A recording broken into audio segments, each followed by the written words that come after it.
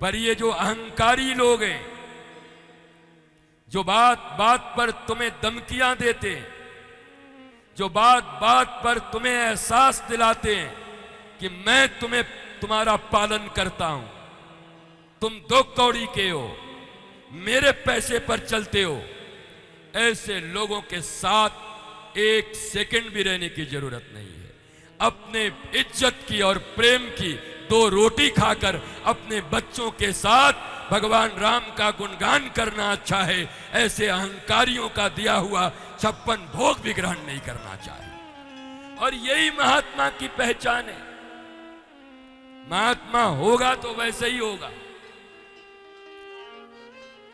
मन लागा यार फकीरी में। अगर संत भी तुम्हारी चाकरी करने लगे तो तुम जिंदा भगवान बन जाओगे इस पृथ्वी के। हाँ? जो सच्चा संत होगा वो तुम्हारे अभिमान रूपी धन का एक कण भी स्वीकार करना उचित नहीं समझेगा।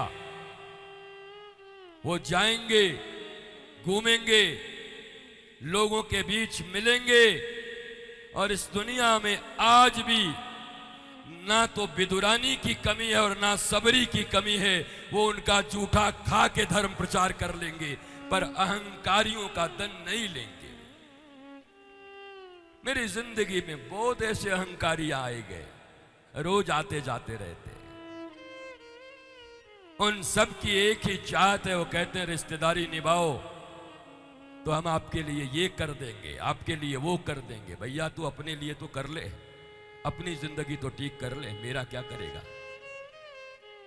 हमारी तो मौज है, आज इस पंडाल में है, और मैं ये वादा करता हूं और व्यासपीठ से बोलता हूं, किसी और दिन अगर बर्मन कहेंगे कि पेड़ के नीचे आकर कथा करनी है तो इनके प्रेम में पेड़ के नीचे आकर कथा करूंगा। केवल कह नहीं रहा हूं, कह के देखना कि सड़क पे करनी है तो सड़क पे करूंगा। प्रेम चाहिए। इस दुनिया में जब दो आदमी मिलते हैं, इंसान मिलते हैं, तो एक आत्मा जन्म लेती है। और जब जन्म का मतलब आत्मा में वो जाते हैं, आत्मा तो न जन्मती है। ध्यान देना बात को। सूक्ष्म जीव अलग है, स्थूल शरीर अलग है, सूक्ष्म शरीर अलग है, जीव शब्द जिसको कहा गया वो अलग है, आत्मा अलग है। ये सब अलग अलग है। ये नॉलेज का डेप्थ चाहिए तुम्हें भी। कोई इतनी छोटी सी ज्ञान नहीं है कि बैठे और सब प्राप्त कर लिए। दो मनुष्यों का, दो शरीरों का मिलन होता है तो एक आत्मा के रूप में आगमन होता है। दो आत्माएं मिलती हैं तो एक महात्मा पैदा होता है, और दो महात्मा मिलते हैं तो साक्षात रामकृष्ण जैसे परमात्मा इस पृथ्वी पर आते हैं। दो महात्मा, एक दशरथ जैसे महात्मा और एक कौशल्या जैसी महात्मा, एक देवकी जैसी महात्मा और एक वसुदेव जैसे महात्मा। इन दो का मिलन हो तो परमात्मा को पृथ्वी पर आना पड़ता है उनके गर्भ से होकर। केवल शरीरों को मत मिलाओ।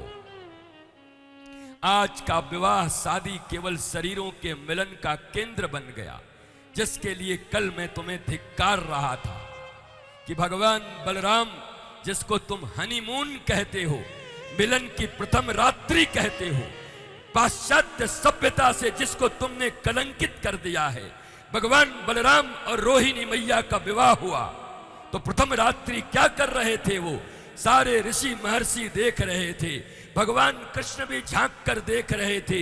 रोहिणी मैया नीचे कदमों में बैठी हुई थी और भगवान बलराम पलंग के ऊपर बैठकर कृष्ण कथा और गोपी कथा सुना रहे थे। ये प्रथम रात्रि का मिलन था रोहिणी और बलराम का। भारत की सभ्यता और संस्कृति ऐसी थी। गोवा के नंगे बीच पर नाचने के लिए हम पैदा नहीं हुए। याद रख लो इस बात को। ये हमारी सनातन संस्कृति नहीं है।